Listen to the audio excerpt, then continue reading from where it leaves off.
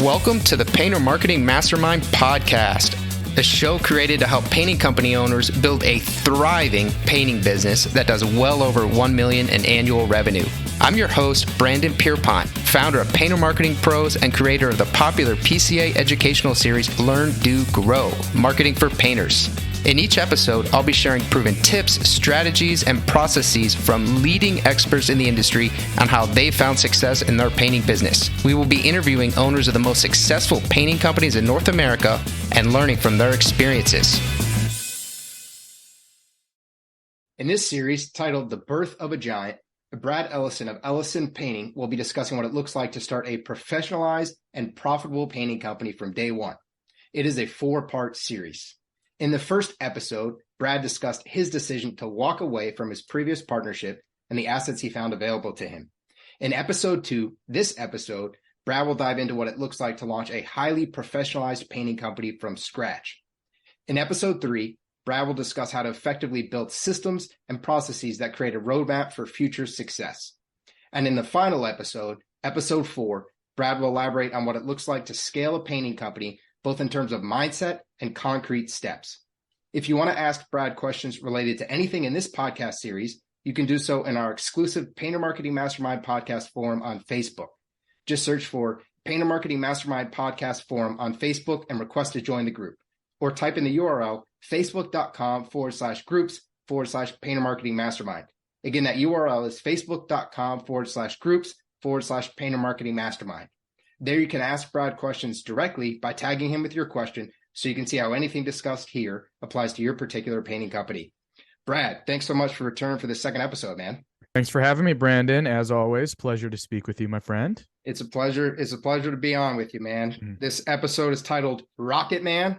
It is all about launching a highly professionalized painting company from scratch. Most painting companies never get there, so I'm excited to hear what you have to say. Mm-hmm. Yeah, excited to share what little knowledge I have. So let's start. Yeah, the humility. You're knocking it out of the park. I think we touched on your revenue figures from episode 1, past $1 million in the first 6 months of sales. It's out of control. But we're also going to break it down to basics here. Start from the basics, from literally filing, letters of corporation to everything. Let's walk through just step by step. Sure. And full disclaimer here, like there's probably some details that I'm going to be leaving out. So I'm just going to be painting a broad picture of here's the things that I knew had to get done. Here's how I did them. And this episode is probably going to be less sexy than the one we recorded last time. But this is stuff that I wish had been laid out for me. If this had been laid out 2 or 3 years ago, I wouldn't even have considered buying another company. I'd be like, oh, it's actually not that difficult. And here's a step-by-step process, right? This is not legal advice. Certainly not legal advice, but if you follow these steps and you implement it in your business, by law, you do owe me 5% of your company. Not you, Brandon, but anyone listening. So this is my path to financial freedom. This is it right here. Passive income. Yeah. So the first steps, they're really just like, man, here's the logistical steps that you need to take in order to actually have a real company. And the reality is, Brandon, you know this as well as I do, that many painting companies exist for years and years and years without doing most of these even. But my goal obviously was not to be a quote unquote painting company, but to be a real legitimate business. And I wanted to appear as legitimate as possible from day one. So the first thing I did is I actually filed letters of corporation through the state of Michigan. Now, this is something that I did not do myself. And this is going to be a common theme through these step-by-step or these steps that I've gone through. I try to do as little myself as possible because I'm not an expert. So I hired an attorney, and he is a local guy and someone that I trusted and had used for a couple other things previously. And it was quite simple. He literally got all the information he needed. He filed it digitally through the state of Michigan. And by the end of the day, we had my employee tax ID number. So there we go. Letters of corporation. Was that pretty expensive to hire an attorney to do that? It's like $100. It's like So nothing. not So expensive. you can do it through LegalZoom. I think you can do it yourself online. But again, I'm always worried I'm going to make some silly mistake because I'm so ignorant on this stuff that I would rather, even if it's going to cost me twice as much, and in this case, rather than $50, it cost me $100. I would rather hire someone that knows what they're doing, going to get it done right the first time, so there's zero chance that there's going to be a delay in me launching my company. Yeah.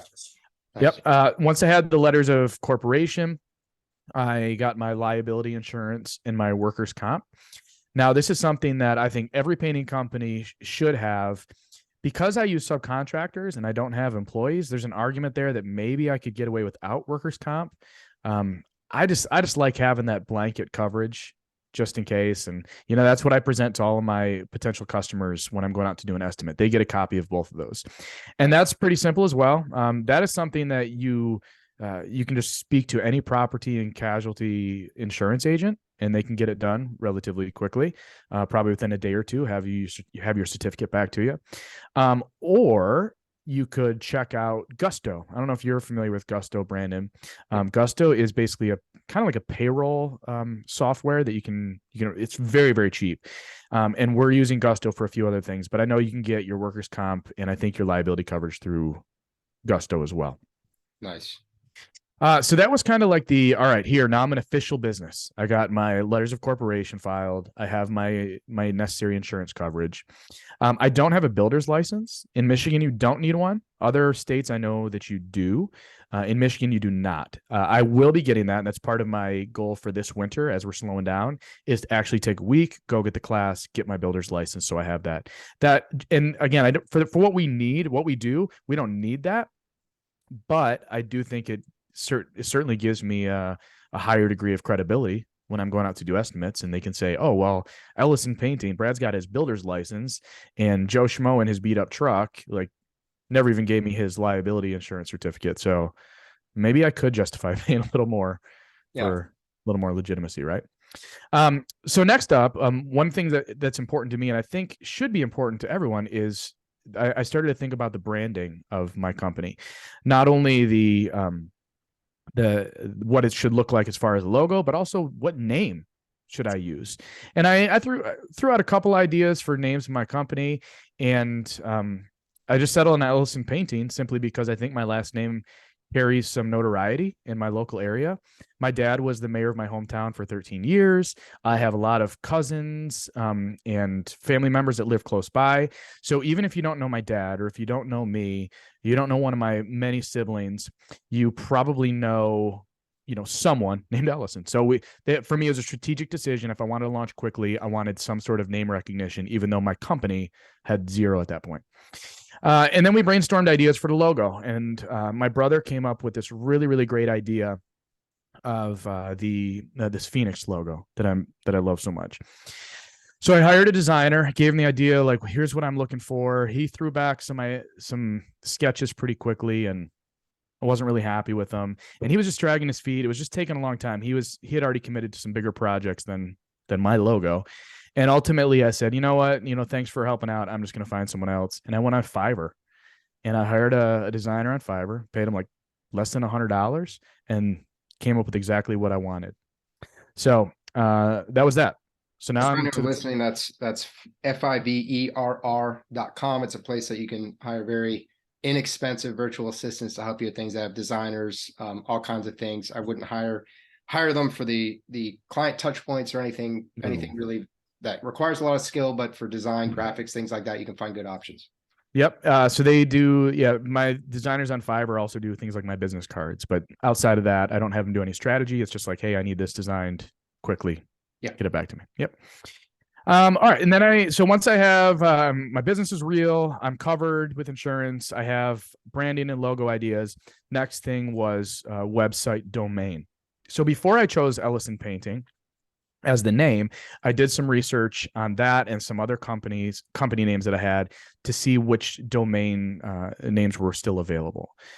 And EllisonPainting.com actually wasn't available. And there's actually two other Ellison paintings that I could find. One's in Kentucky and one's in Australia. Both smaller companies, and neither was willing apparently to spend the money needed to buy EllisonPainting.com. So it was one of those things where some some company had purchased it, not a painting company, some company that just buys website domain names, and they were selling it for like, I don't know, $1,000 or $750 or something. And it was important to me that I had ellisonpainting.com. I didn't want to do ellisonpaintingmichigan.com or ellison-painting-brush.com, whatever. So I negotiated with the company that had it, bought it for like $500, and bingo bango, ellisonpainting.com was mine. Nice. And so as far as like the logistical how to launch a business, at that point, I thought I was ready. I had my minimum viable product as far as my online presence. And next step was honestly to start selling even before I had subcontractors. So I guess those are the next two steps. Start selling jobs, start finding subcontractors. So you had a game plan, right? When you kind of set up this legal framework, but I know you and Rachel, your wife, strategized a lot. What was your game plan at launch? So the game plan revenue wise was to do $1 million within our first year of operation. And I based that on my experience selling painting services and running that other painting company. I thought that was a bit of a stretch goal, but I thought it was attainable. Even starting as late as we did, we started really right as exterior season was starting. So I had no jobs lined up. I had no crews lined up. I knew I was going to be playing some catch up at the beginning, but I was quite confident that if I could get my marketing rolling, if I could get leads rolling in, I could start selling jobs. And if I could sell jobs, then I could find subcontractors. So I thought the $1 million revenue goal was I thought it was realistic. But more importantly than what the number was, I mean, it's just important to have goals. Yeah. A lot of people launch a company and they haven't written down anywhere or even verbalized or talked about, what is the goal of this company? And it could be in revenue. It could be in number of employees. It could be, I want to hand it off to my kids in 20 years. Well, if there's no goal, I feel like you're just going to be floundering and kind of banging your head against the walls, trying to find the path in the dark. So that was the first goal. The second goal we had was, in order to meet that $1 million in revenue, how many people did we need to have working for us? So the goal was, by the end of the year, we have at least 15 painters that are working with us essentially full time. And then the third goal is a little bit more amorphous, is simply to make some money, right? So if I'm going to start a company, I need to be able to make some money. We didn't need to make money right away, but if I'm going to start a company, the obvious goal is to have it be a profitable company and something that I can do as my career. So those were our three kind of goals starting. Yeah. And I think, like you said, it is very important to have goals. The actual specificity of the goal is not always quite as important, but what I want to highlight here is your first goal that you said was a sales goal, right? You wanted to get to $1 million within your first year. And there's a very well-known concept in sales business, really marketing in general, what you focus on expands. So when your mind is on selling, you say, hey, I want to hit $1 million. That's your number one goal. Well, the odds are you're going to sell more and ramp faster than the guy who's starting. And well, his goal is to sell and do this and X, Y, and Z. But he's not laser focused on my goal is to get to $1 million within a year. Mm-hmm. Well, having been in the industry and speaking to so many smart people in our industry, I know that if you have a certain revenue level, that you can extrapolate that into a profit. And that if I could do $1 million my first year, then that means Rachel and I are going to make at least $150,000, which is not as much as I was making before, but certainly more than we need to live comfortably. So yeah, that was our goal. And, the goal really was more than $1 million. And I got some pushback from specifically Chris Elliott, who's a friend of ours, right, on it painting. He's like, oh, if the goal is $1 million, then it's, make it $1 million. I'm like, no, but what if I find out that my goal should have been 2 million? Shouldn't I then aim for that? He's like, no, aim for $1 million. Well, I didn't listen to him. The bottom goal was $1 million, and the stretch goal was whatever the limit is going to be, that we can comfortably manage and sell. You can take the next 6 months off, man. Never. Yeah, right. Yeah, compliments of Chris. Yeah. Again, it doesn't matter what the number is. From Chris's perspective, maybe I should have chosen 1.5 or $2 million as the goal. But I was comfortable that 1 million was a stretch goal, but it was attainable, and ideally we would fly past it, right? Yeah, and I think that's important. people have this temptation to set, if you're going to set a goal, to set some unrealistic goal. And if you set an unrealistic goal, that's almost as harmful. It's probably more harmful than just not setting a goal, because then you're just going to feel defeated. The reality is the goal is not going to help you because it doesn't make any sense. Set that goal that almost feels like possible, but it's just, like you said, it's a stretch goal. Like, you might get there. Now, yeah, maybe you'll blow it out of the water. You're going to blow it out of the water, but it should be something that's feasible, but you are going to have to work for it. Yep. And I think some people actually can benefit by setting goals that are 100% attainable. You know, different people have different personalities or drives. And some people are driven simply by checking things off the list. So they may say, you know what? I want to hit the 500,000 goal. That's all I need to do is 500,000 my first year. And they're going to get it within the first 5-6 months. They check it off and boom, that motivates them to set a higher goal next and continue to move on. I'm a little different. I'm a little more aspirational. I want to swing for the fences right from the get-go. But I think that it doesn't have to be a goal that feels unattainable. It could be a goal that you know you're going to get. Some people wake up and they write a checklist for the day. The first thing you got to do, brush your teeth. They got to take a shower. They got to get dressed. They got to get to the office on time. And those 4 things that they know they're going to check off at the beginning of the day gets that ball rolling. So the rest of their day is also going to be profitable and get stuff done. No, it's a great point. And they're almost like gamified in a way, they check things off, feel good about it. But then it also keeps them focused, right? Because even though someone might know they're going to hit 500,000, they can hit 500,000. If they're not focused on it, they could also miss it, even if it's easily attainable, because they actually didn't focus on it and prioritize it. Agreed. So I want to kind of focus on your approach now here, which is less of the checklist and more of the swinging for the fences. And you really kind of led with a sales first mentality. Let's talk about, how did you balance that with fulfillment? So when I share that with some people that I started selling before I even had any crews to paint, they're like, what? Well, what if you couldn't find any crews? What are you going to do? Because you can't paint, right? So what are you going to do? I'm like, I don't know. I forced myself to figure it out. Now I was confident, based on my ability to recruit crews in the past for my other company, I was confident that I was going to be able to find subcontractor crews to fulfill. And so I stepped out confidently and I started spending money in marketing. I launched that marketing before we had any firm commitments for the crews to handle the work. And, but I did also, I started recruitment right away. It wasn't like I was like, hey, I'm going to start sell a bunch and then start worrying about recruiting. Irresponsible. Yeah. No, of course. And especially when you start marketing, it's not like leads are going to come in, you're going to get 100 leads in your first week.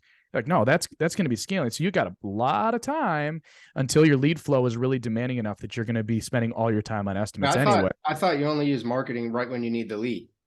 Like, you need like 1 million leads yesterday. I thought that's when you start investing in the marketing. I'm sure those are the people that you talk to most often, right? They're like, oh, Brandon, I need leads now. What do I do? How many leads do you need? I need 600 yesterday. Like, okay, cool. Right. And of course, there are some marketing tactics that you can get leads more quickly than others.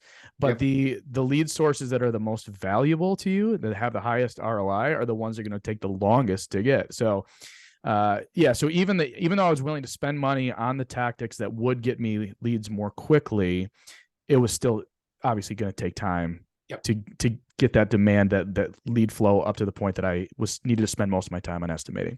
So I was recruiting subs from the get-go. So that's that. Let's start selling, I guess.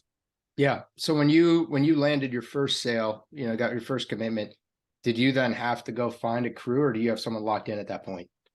I didn't have anyone officially locked in. I had this guy that had worked with me a few years ago that called me. It was very providential, I guess, that he called me. He said, hey, I'm moving back from Florida. I'm going to be in town for like 9 months, and I'm going to recruit some of my old painter guys. Nick just told me that you were starting a painting company. Do you have any jobs for me? I was like, yeah, actually the timing might be perfect. So he was coming back in town in May.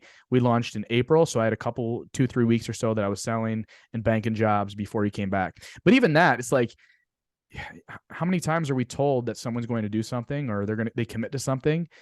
There's no guarantee. Yeah. And the reality is he kind of committed to us that he was going to have 5 or 6 painters, 2 crews, and they were going to be totally at our disposal. Well, the first 3 or 4 weeks, he had 1 guy working for us. And that one guy was doing $13,000 jobs and taking forever. Hmm. So that forced us to be like, all right, well, maybe he's not as reliable as we were hoping he's going to be. Who else can we find? And fortunately, because we've been recruiting already, we were able to fill up that pipeline of subcontractors relatively quickly. Yeah, and I think that's an important point too when you call it a pipeline.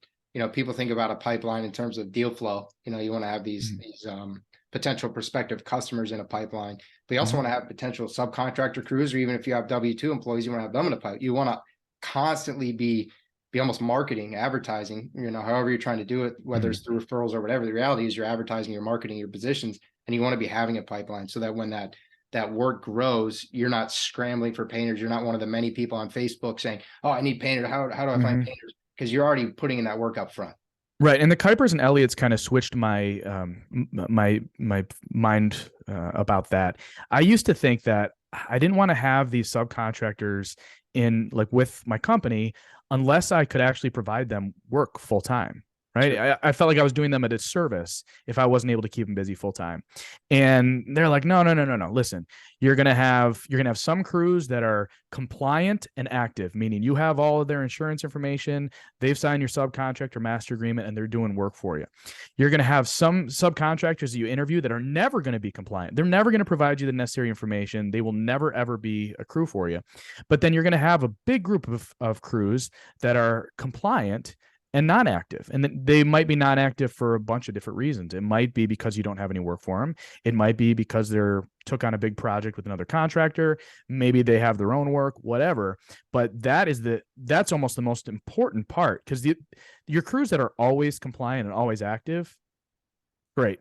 That's steady. You want to treat those guys very, very well, keep them happy so they stay on. But if you want to scale, you have to have those other crews that are compliant and not active, so that when you need them to be active, boom, you can add 3 or 4 crews to your working pipeline. Yeah, that's a good point. Yeah, not every crew is going to be the same. Their availability is not going to be the same. And if you try to time everything perfectly, that's just not how life works. Certainly not how entrepreneurship works. No, sir. Almost never. Yep. So I want to touch base on your corporate structure. What does that look like? So when we launched, and even now, it's very, very simple, very small. So it's simply me, and I handle the marketing strategy and sales and estimates, and recruiting of subs. And then I have a project manager. So the project manager is essentially responsible for everything after someone says yes to one of my estimates. They handle all the scheduling. They schedule color consultations. They schedule the actual job. They coordinate with the subcontractors as far as the scheduling of the start of the project. And they handle all that from that point on. So once an estimate is accepted, I'm essentially hands off unless I'm needed for something. And then, as you know, all of my painters are actually subcontractors. Now, the reason I'm able to keep that the corporate structure pretty lean right now is I outsource many things. I outsource my marketing, I outsource my bookkeeping, I outsource my accounting and design work, and even drip jobs, I would say, is kind of outsourcing some of my sales activities and automation. So really that's it. I felt confident that I could not do it by myself.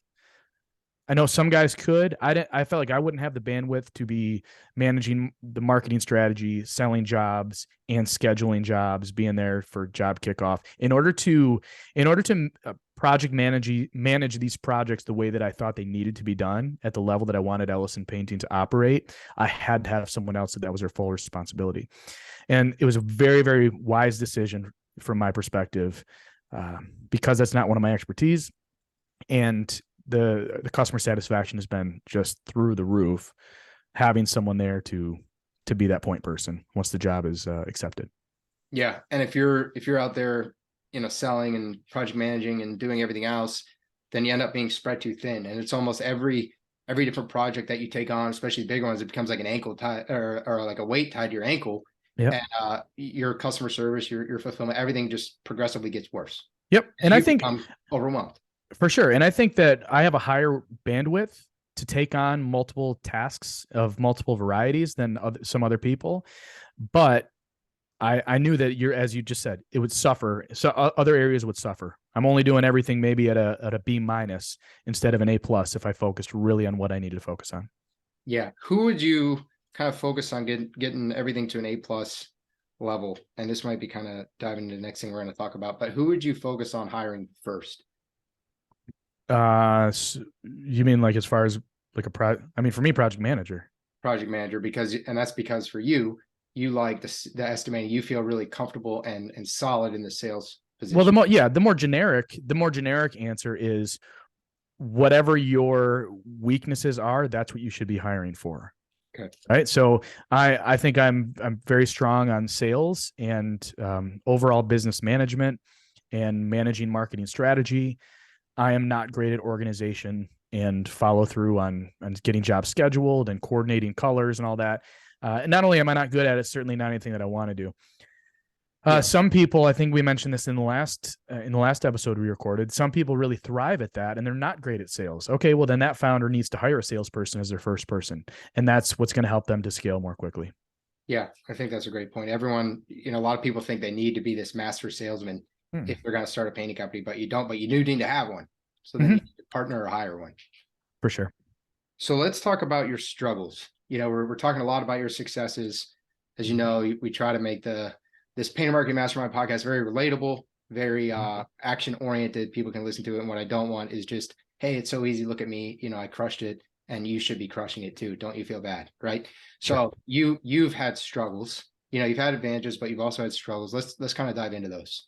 Sure. And we should preface this by saying, of course I have struggles, professionally, personally. For me, I think I'm a naturally optimistic and driven person. And so I don't find myself drawn to focusing on the negative. And I certainly don't need to publicize the negative. Some people, when something bad happens to them, will go online and they just complain. Yeah, they complain about it, right? Yeah. Oh, woe is me. This is what happened. You know what? I'm self-aware enough to know that my problems, most people don't care about. Yeah. And certainly me publicizing them on Facebook is not going to solve any of my problems. And so I tend to post positive things. And that's partly because my life is generally positive. Like I am so blessed and so happy with my life that for me to complain about anything would be so disrespectful to the life that I have and that I've been blessed with. But that doesn't mean that I don't have struggles. So I'm happy to share those. And I do quite often with people that ask. I would say the first struggle I had is I'd found myself in this groove where I was working like 20 hours a week. I was making good money. I was able to be home with my family quite a bit. I was going to the gym, 6 to 7 days a week. Times a day. Oh, days a week. Okay.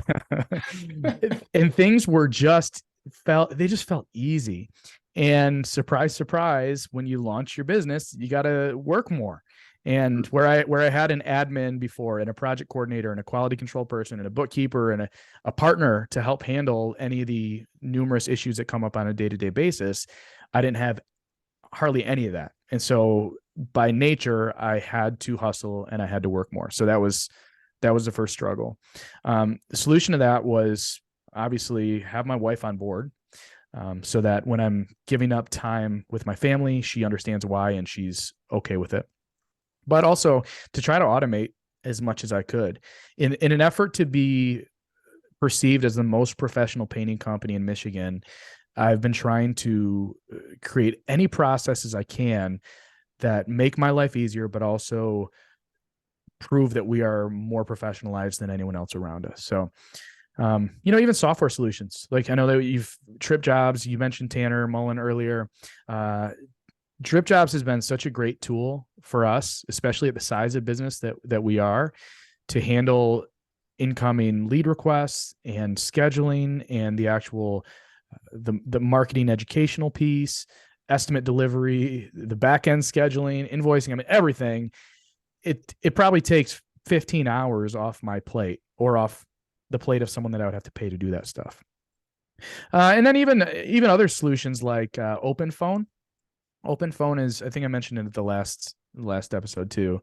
It's just basically a call forwarding service, but it allows me to not have to answer the phone when someone calls. So if someone calls, they can leave a voicemail or they get an automated text message back that says, "Hey, are you calling to schedule an estimate?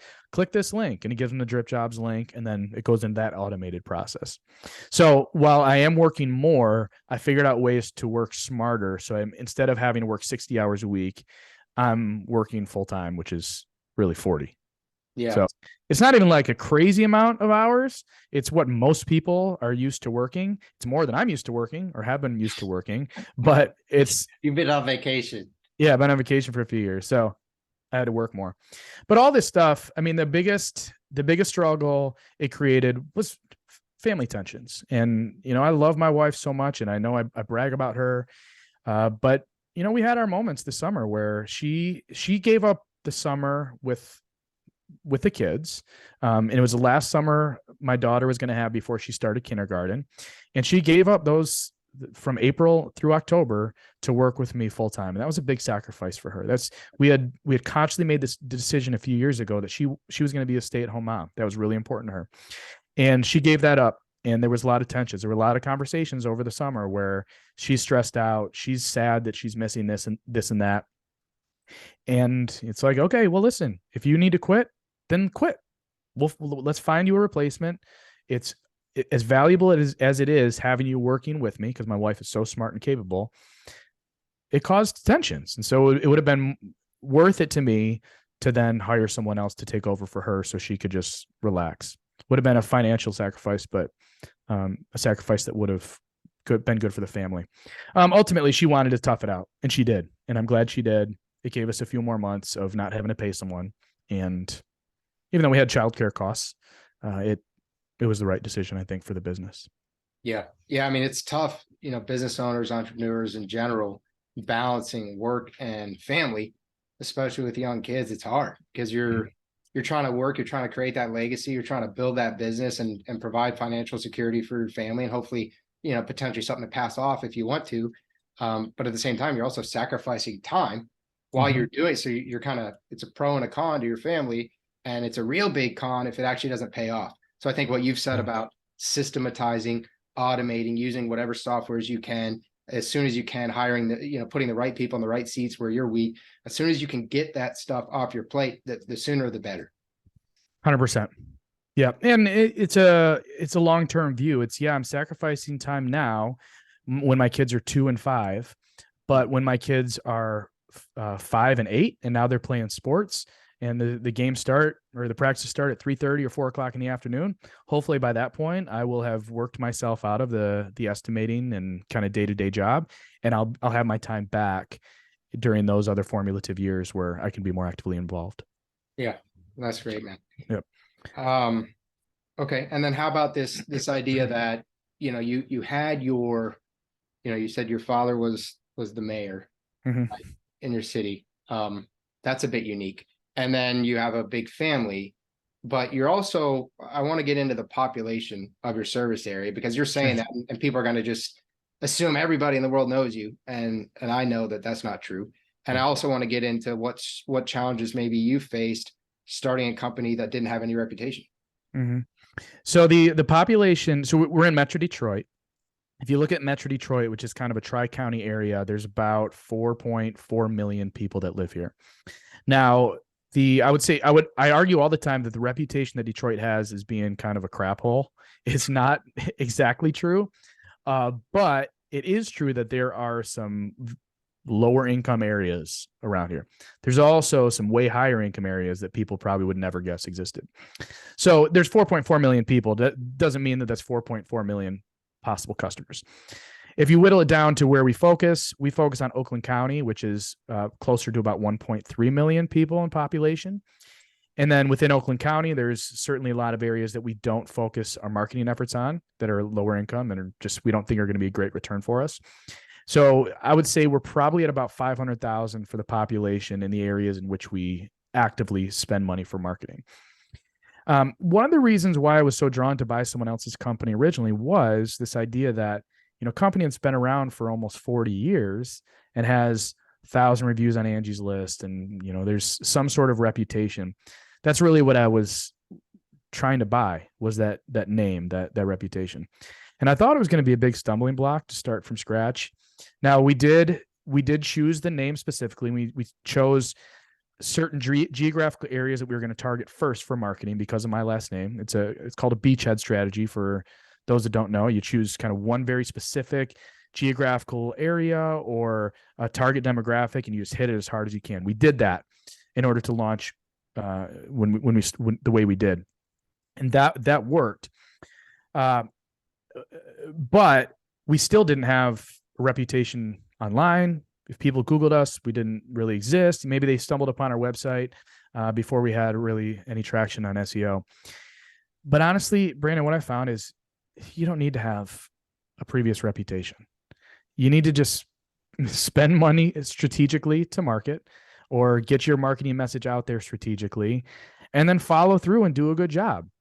And if all I needed to do was get in front of people, and it didn't matter if I was estimating against companies that have been around for 35 or 40 years, if they met me and if they saw my approach and how Ellison Painting operated, I don't think it mattered how long we've been in business. Some people did ask, and they say, "Oh, well, how long you been in business?" And in May, you know how I answered that question? It's like, well, honestly, I've been in the industry for about 5 years, but I just launched Ellison Painting last month.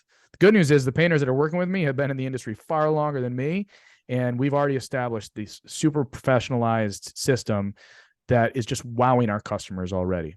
And that was it. That's all they needed to hear. You know, they don't need me to have 40 years of painting experience.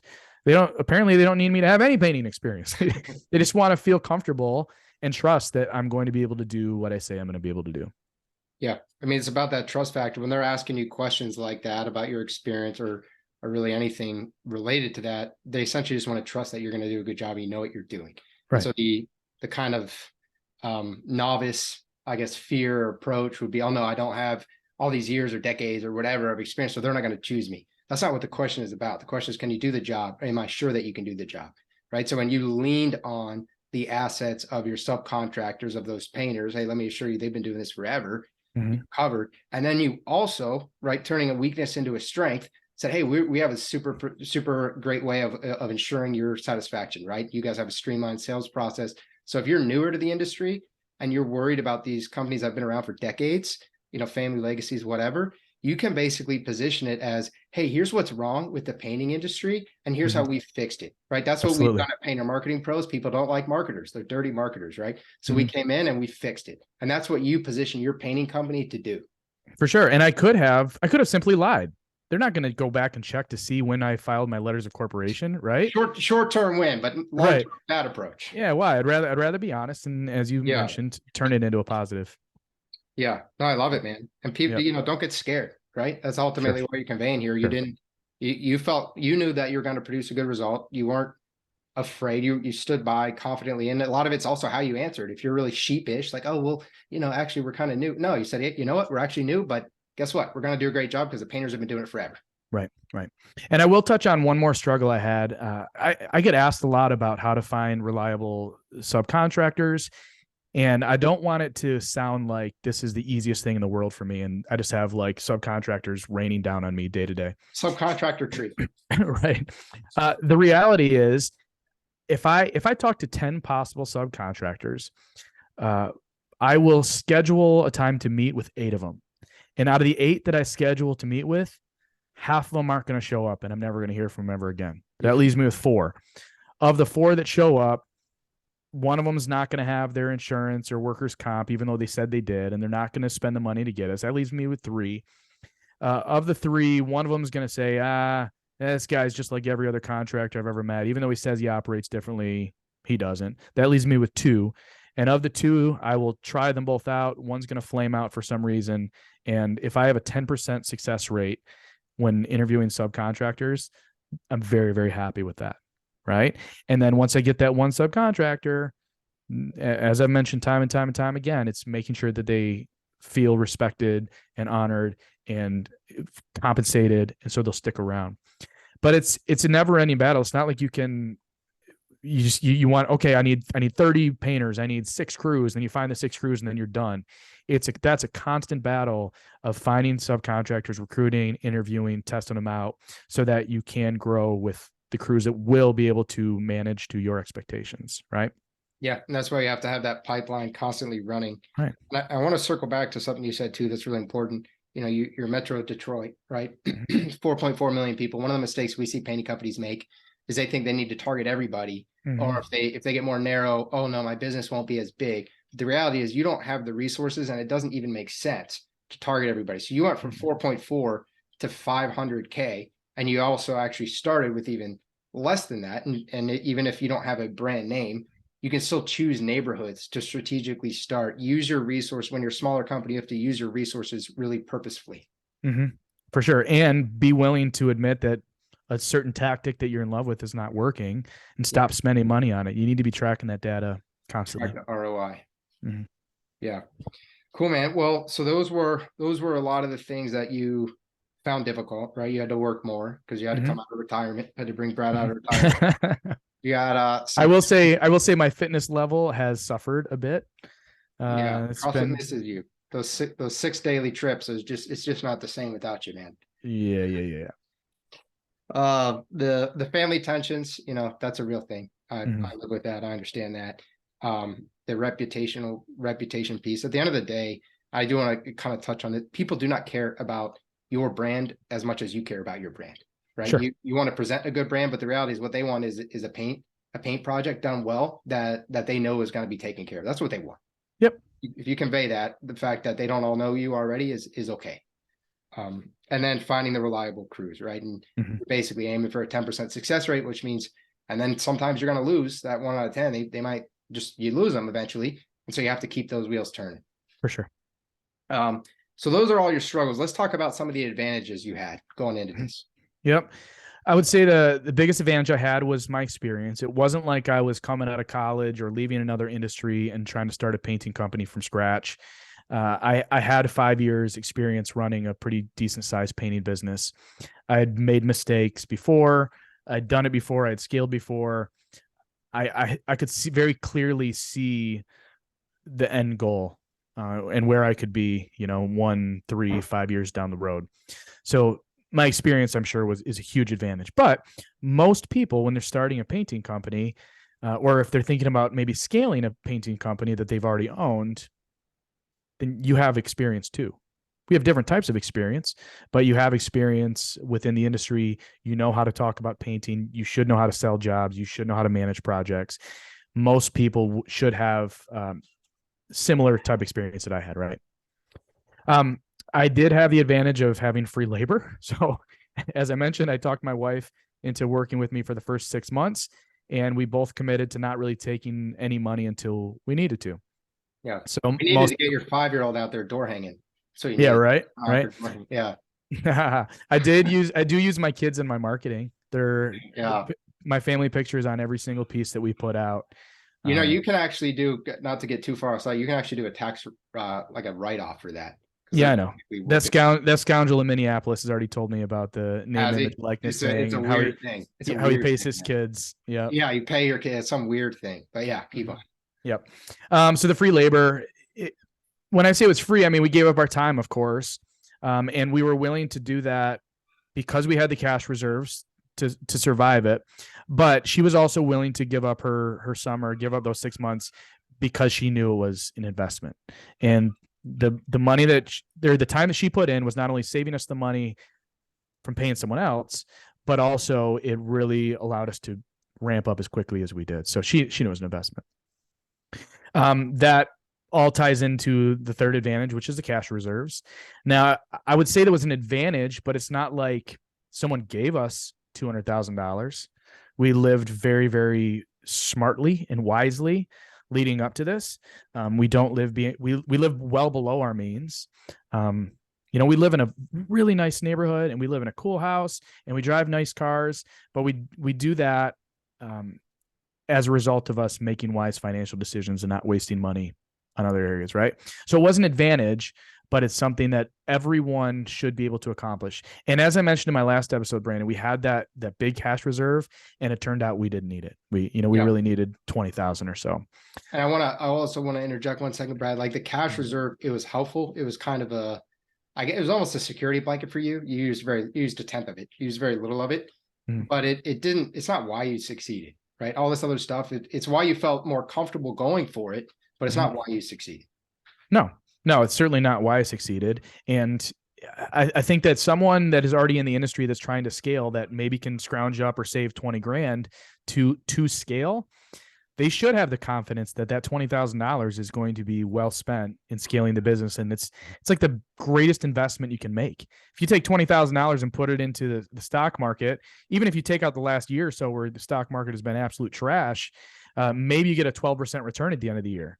Well, what has my $20,000 investment gotten? Like 10,000% return? I'm not good at math. I don't know, but you're not going to have a better chance at getting a sweet return on that investment than investing it back in your business. Yeah, no, it's a great way to look at it. Yeah, the ROI. Yeah. And then I think you had, in the last episode, you had mentioned one other networking advantage, I believe. Yeah. So apart from like my wife, I would say my biggest advantage is the friends that I've made within the industry. Some of my closest friends in the industry who kind of helped provide a roadmap to what I should or shouldn't be doing as I launched. And that those friends continue to pay dividends now. I had formed a peer advisory board with some colleagues. It's not a board of directors or anything like that, but it was important to me to have a consistent schedule where I can talk to people that I thought were wise, that are running successful businesses like mine. Can we meet, once a month and really hold each other accountable for our business? And we started that a few months ago, with Kuipers, Matt and Maggie, with Shane Vork Brothers out in Grand Rapids, so another Michigan company actually, and then Ryan Davis of Cardinal Concrete Coatings and Service Legend out in Phoenix, and that's been really helpful. They helped me to know what I should do, and they've helped me to know what I shouldn't do. And I was seriously considering launching in Cleveland this next year, and those three families said, "It's too early, man. Don't do it. Yeah, focus on what you're doing now." And so it's as helpful as what I should do. Knowing what I shouldn't do has also been super valuable. Hard to swallow, much more hard to swallow, but shiny object syndrome. You got it, man. It's you tough. Yeah. Well, what can people do who are listening who maybe don't feel that they have those same close connections or friendships with people who are doing really well already? I don't think you need the close friendships. There are so many resources out there, like in people. The people that I count as friends, the Kuipers, the Nick Slavic, Jason Paris, these Chris Elliott, these guys that are these families and these contractors that are so smart, they're offering their time and their resources for free online anyway. Right. Yeah. It's not like you got to pay to talk to Nick Slavic. If you respond to one of Nick's posts saying, "Hey, can I get your SOPs? Can I get your marketing strategy?" Yeah. Shoot me an email, Shoot me an email, nick@nickslavic.com. And it comes through the messenger just like that. Yeah. It's the weirdest thing. Yeah. And within a day, he will have sent you his resources for free. So yes, it is nice that I can pick up the phone and call Nick and talk to him, but he is as available to anyone else, as am I, as is Jason and everyone else I've mentioned on these podcasts, right? Yeah. The Painting Contractors Facebook group, your Facebook group, the Painter Marketing Pros forum group. All you got to do is get on there and ask questions, and people will give you honest, constructive feedback and answers, and they're not going to charge you any money for it. Yep. What's been a lot of fun for me is since I started doing these podcasts with you and some others, and managing that Painting Contractors Facebook group, I get asked all the time, "Hey, can I pick your brain on something?" Sure. So at least once a week, I'm spending 45 minutes on the phone with someone from around the country, just asking me questions about how to find subcontractors, what type of marketing strategy, how do you sell? And I take the time and do it. And I do it because, one, I think that as leaders, we are called to give back, but also, what kind of guy would I be if I had taken all this free knowledge and resources from other people and then not responded in kind for other people that are just a step behind me, right? The goal of the PCA and the goal of our friends, Brandon, is to elevate the industry. And instead of trying to elevate myself and pushing others down, I would rather, while I'm elevating myself, reaching back and help the next guy up, who can then help the next guy up.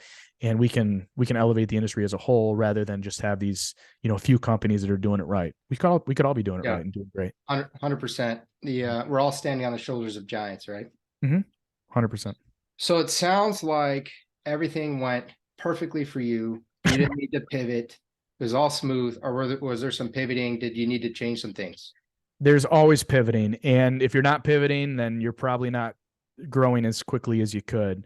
But there's something to say here. Sometimes things don't have to be catastrophic. Things don't have to actually fail in order for you to pivot.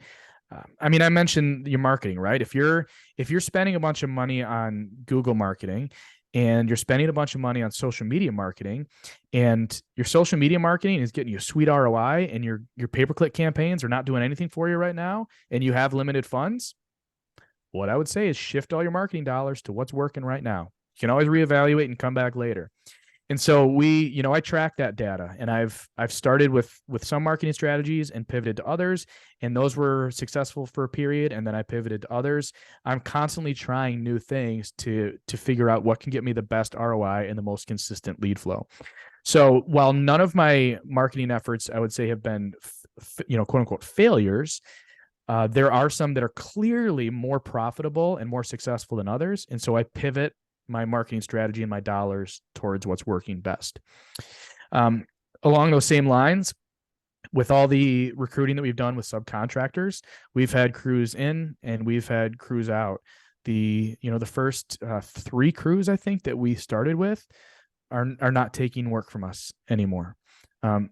I kind of made that sound bad. It's not because of anything we did. I don't think they said, screw you guys. No, I'm just right. No, it's, they got busy with their own work, and they saw their opportunities, and we certainly weren't going to begrudge them that. But if you look at Ellison Painting in May and the May and June, the crews we had working compared to right now, there's not a whole lot of overlap. So crews are in and out, which is why that my constant recruitment of subcontractors is so valuable and important.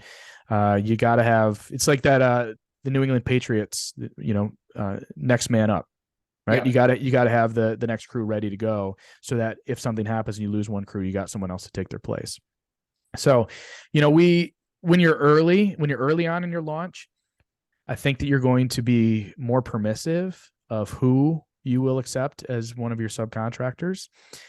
And that's just the nature of that. You got to take more risks, and a crew that you say, kind of 50-50 on them. Now I wouldn't take my chance on a 50-50 crew. Even, what am I, 7 months in? Even now I wouldn't take my chance on a 50-50 crew. But when I started, it's like, I got all these jobs lined up. I have my wife as my project manager, so she's at least going to be catching things if they go awry early. I have to take the chance. And some of those crews really paid off and really stepped up, and now they're A players, and some of those crews fell off. You can't be super picky when you launch. At least I couldn't, and still stay ethical. Entrepreneurship is not for the faint of heart. For sure. And then the last and biggest pivot is we transitioned my wife out of the business, and that was a big pivot, and that was really hard. It was really hard for me. I would say it was bad for our business, but really good for our relationship. And my relationship with my wife is far more important than Ellison Painting. So it was really healthy transition for her. She asked if she came on board, if I would commit, at the 6-month mark, that she's done, and I wouldn't try to talk her into staying. And I said, scope creep. Right. And I committed. Yes. Yeah. 100%. You have my word that I will not try to get you to stay. And so we, leading up to that 6-month mark, we started recruiting and found someone to replace her. And that was a big pivot, and it's been successful so far. But it's certainly, I launched a company knowing that my right-hand man is going to be changing in 6 months. Yeah. Kind of probably lit even more of a fire under you. Mm-hmm. Yeah. That means we had to have the systems built within 6 months, because I need to be able to hand it off to someone else. Yeah. And that's kind of another lesson too. Even if you have someone who's handling all this, juggling all these balls for you, you never know what's going to happen. If somebody's going to leave, Nick calls it he's usually referring to the owner, but the turkey truck test or whatever. If you get hit by a turkey, I don't even know what a turkey truck is. Certainly don't have those here, but if you get hit by this proverbial turkey truck, then is your business going to be all right? Right. Any single person should be able to get hit by this truck, and everything should be able to run. Right. And really, anyone we hire, it's not going to be with us forever. No way. I mean, if you're hiring the caliber of people that you want to stay forever, they won't stay forever. There's going to be bigger and better things maybe for them down the line, whether it be running their own company or, using the experience they had with Painter Marketing Pros or Ellison Painting to get a bigger, higher paying job in a different industry. Who knows? But the type of people that I want to recruit and hire are probably going to be the types of people that I'm catching them before they've really hit their full value, right? And the goal, of course, I would love for them to stay forever. But when you hire a sales guy, when you hire a project manager, let's teach them your methods. Try to get them to buy in. Give them your knowledge and pour into them so that they can grow personally and professionally, and hope they'll stay along for the ride. But most people will not, right? Yeah. I mean, the fear is if I invest into my people, they might leave me. Right. But if you don't invest into your people, do you even want them with you? That kind of person if you don't invest in your people, they will definitely leave you. Right? Yeah. And if they stay with you, then it means that they're definitely not an A player. Right. They're okay with that. I want to circle back to one more thing, Brad, before you finish, because it was a really important point that you made from a sales and marketing perspective. I think it could be easily overmissed. So you talked about this builder's license, right?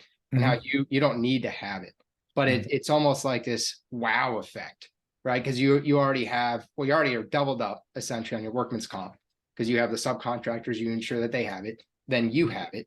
So now you come in with that, and then now you're going to take your builder's license and layer that on top. So you're providing so much authority, so much trust, so much security to the homeowner. Like, hey, 1, 2, 3. So when Chuck in a truck or whoever else rolls up and they're not producing these documents, it's night and day. Yeah. Well, and that's the only reason why I would get it. I'm not going to be out building things, right? I don't. Yeah. But having a builder's license will give me a certain amount of authority. But there's also things we can do to get authority that won't help. I mean, I have an actual business degree, Brandon. I went to college. I have a bachelor's degree, and most people that run painting companies probably don't. Actually, I saw recently Nick Slavic's got his degree in like accounting or something, right? Or business administration with a minor in accounting or something. He never talks about that because he knows that that's not going to help his clout. It's not going to help his authority, which is why I never mention, publicly or to my customers that, oh yeah, I have a. It honestly could hurt. It honestly could hurt you because the homeowner will then get suspicious. Oh, well, he's running some slick business. He's going to take my money. What they care about is you're going to take care of them. They don't care that you're a slick businessman. That's going to actually hurt you. Exactly. And in some situations it will help. And I certainly will mention, oh yeah, I graduated from Oakland University. If I see that they're an OU alum, or, if they work in business administration, sometimes I will, because some people want to work with a company that has the leadership. It's like what they consider, educated people.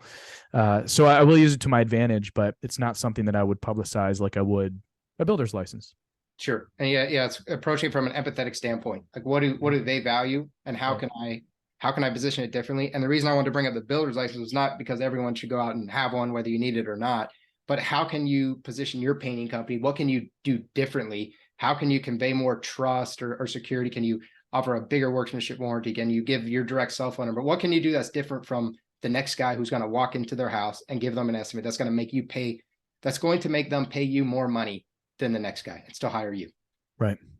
Yeah. Brad, this has been incredible as always. Yeah. I love our conversations. Is there anything else that you want to wrap up before we wrap up the second episode of the series? Yeah, I've got a bone to pick real quick. So Jason Paris acts like he's the smartest guy in the room. He's so successful. He's so smart, but he asked the dumbest question on your forum.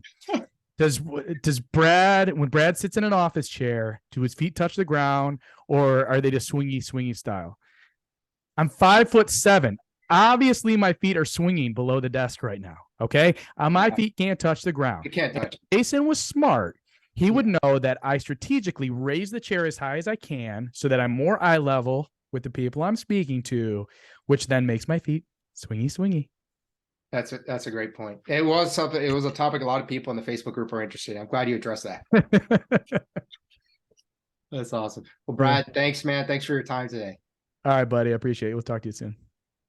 If you want to learn more about the topics we discussed in this podcast and how you can use them to grow your painting business, visit paintermarketingpros.com/podcast for free training, as well as the ability to schedule a personalized strategy session for your painting company. Again, that URL is paintermarketingpros.com/podcast. Hey there, painting company owners. If you enjoyed today's episode, make sure you go ahead and hit that subscribe button. Give us your feedback. Let us know how we did. And also, if you're interested in taking your painting business to the next level, make sure you visit the Painter Marketing Pros website at paintermarketingpros.com to learn more about our services. You can also reach out to me directly by emailing me at brandon@paintermarketingpros.com, and I can give you personalized advice on growing your painting business. Until next time, keep growing.